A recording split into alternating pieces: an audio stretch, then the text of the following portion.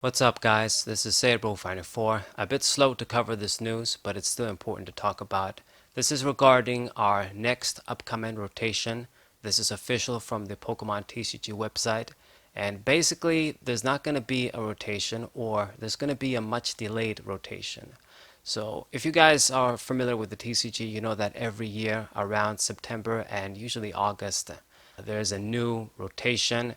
A bunch of the oldest sets, like three or four, rotate. This is usually like, I guess, three of the main sets in a special set, but sometimes it's more than that. Rotate out, and basically, we lose a lot of cards, and this is how the Pokemon TCG always goes.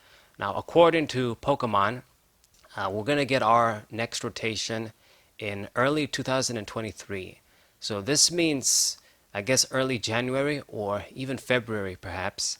And this means at least 4 to 5, and maybe even 6 months if you want to count February, of the early Sword and Shield sets still available in the standard format.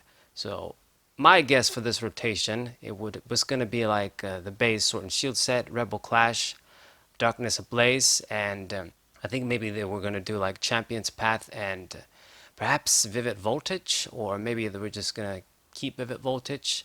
But with this news, it means that these sets are going to stick around, which is fine because they're Sword and Shield sets. At the end of the day, they're perfectly compatible with the cards we have already. I don't want to say this is a factor, but perhaps they're doing this because a lot of crazy shit happened throughout the last couple of years with the virus and Pokemon cards going up in price exponentially, keep printing more cards, and they kind of went down a bit now, I guess, but it's not exactly back to normal. They're still higher. The prices on Pokemon cards and booster boxes is still kind of higher than what they used to be. And I guess this is going to be the standard. It's never going to go cheaper than what it is, at least in Europe. I think in America, you can still get like booster boxes for $90. But the point is, I don't know if this was a factor, but maybe it was a factor. Maybe it has nothing to do with the virus, and they were just going to do this and not make the cards rotate. To my knowledge, this has only happened once, at least in the TCG, back in the DP era, where there was no rotation, and the early Dominant Pro sets stuck around for another season basically, and it was it was a format with a lot of sets, like 11 sets basically, if I remember right. But yeah, it never happened before since that time. In Japan, I know that they had some sort of different rotations and formats where, for example, they did have a format where it was all of the EX sets legal, 2003, 2007. That was an official format.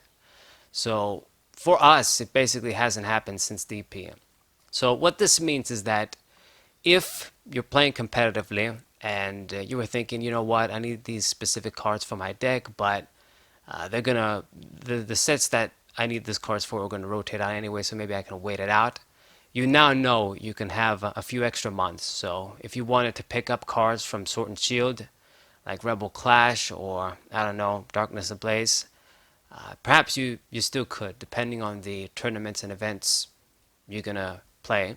Now, regarding the World Championship, they have a bit extra information here, like about some cards that are going to be banned, mostly promo cards and stuff. But the next set, I guess the Lost, whatever the next set is, I think it's called like the Lost Abyss or whatever.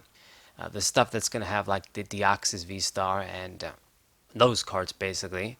Cards from the Darkness set that I covered, the Japanese set, that's not going to be for the World Championship, but the Pokemon Go cards are going to be available for the World Championship. But the point of what I'm saying is these early Sword and Shield sets are going to be legal for the Pokemon World Championship too. It's not going to be like last time, that time where Unified Minds came out and a bunch of Sun and Moon sets got rotated and it took place basically. It's not going to be like that time, and we don't have an exact date of when the rotation is going to happen. But if they're saying early 2023, you can guess like January and perhaps at the latest February. I don't think they would take longer than that. So you are going to have a bunch of extra time, I guess, with the Sword and Shield cards in the standard format. So that's basically the news. It means that some of these earlier Sword and Shield cards can still see some competitive play in the standard format. There are always relevant cards in the sets, like even Rebel Clash, what people think is a weak set. Things like Scoop Up Net and things like Zacian sticking around. That always means something. So we're going to be able to play these cards a bit longer. And then when the rotation does occur, it's going to be business as usual. They're going to rotate a few sets. I don't know if they're going to make a bigger rotation, considering they're going to give us some extra time. But I don't think they would do that. I think they would still just cut like three or four sets, maybe five if you want to include like a special set like Champion's Path, that sort of thing. I don't believe they would make a bigger rotation and cut some of the newer sets like Evolving Skies and Fusion Strike and what did we have like Chill and Rain after Vivid Voltage, I think. So I don't think they would do that. I think it must be because of the virus, because we people that play in events couldn't really play in events, physical events, and utilize the cards. They decided let's just let these sets stick around a bit more. At the end of the day, they're perfectly compatible with the other Sword and Shield sets. So that's the idea.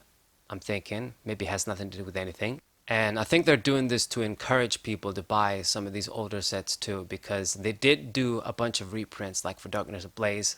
They reprinted a lot of boxes for that, I know, and Elite Trainer boxes too.